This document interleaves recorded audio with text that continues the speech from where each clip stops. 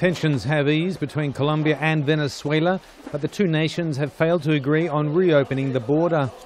Both countries were represented at a meeting by their foreign ministers, Colombian Maria Ángela Holguín and Venezuelan Delcy Rodríguez, who discussed the crises. Despite the lack of agreement on reopening the crossing, Holguín and Rodríguez negotiated a series of coordinated actions against smuggling and other crimes.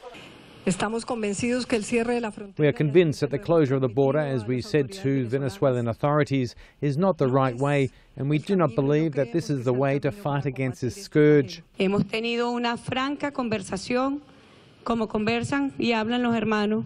We had an honest discussion, like brothers and sisters. It was a very productive dialogue. We want to make the first step towards a roadmap to build a new border.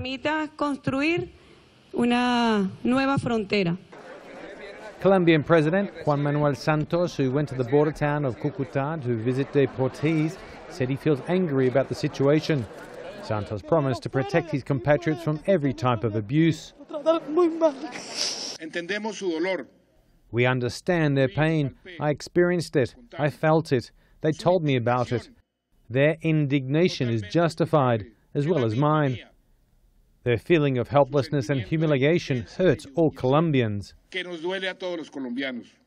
In absence of an agreement to reopen the stretch of land, the Venezuelan government will begin a census to register business activities and the population in the western border area of Táchira, for which President Nicolás Maduro declared on Friday a state of emergency.